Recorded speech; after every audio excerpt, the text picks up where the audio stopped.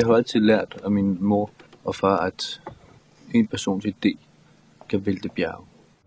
Du skal ikke tro, du er noget. Den sætning har Manyar Parwani hørt alt for mange gange. Derfor har den afghanskfødte instruktør skudt Danmarks største åbne casting i gang. En casting, hvor helt almindelige mennesker kan få hovedrollerne. En opfordring til alle om at tro på deres drømme, uanset hvad andre siger. Hvorfor tror du, at du er noget? Fordi alle sagde, at jeg ikke duede til noget. Alle sagde. Min onkel rejste op en gang foran hele familien og sagde, alle bliver til noget, men ikke Manyar. Og med det samme var det en stemme, der råbte mig, så jeg skal kraftedeme nok vise dig. Du er, fordi du ved noget. Det du ved, kan du ikke forklare. Men du føler det. Du har følt det hele dit liv, at der er noget galt med verden. Som et splint i dit sind, der driver dig til vanvid.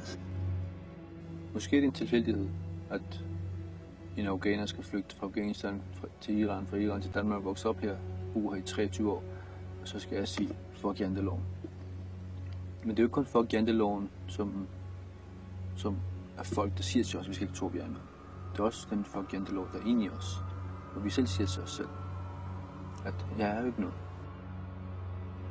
Netop den grundtanke har gjort, at Manyar Parwani trodser janteloven og nu vil finde 8 nye skuespillertalenter til sin næste spillefilm.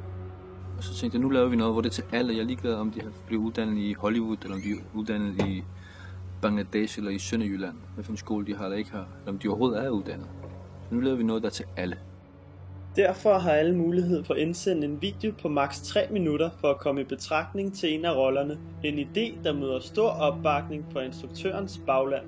Jeg tror, at med sådan nogle initiativer måske også, at man kunne fremelske nogle andre typer end dem, der per automatik bliver udklikket fra teaterskolerne, ikke, i Danmark.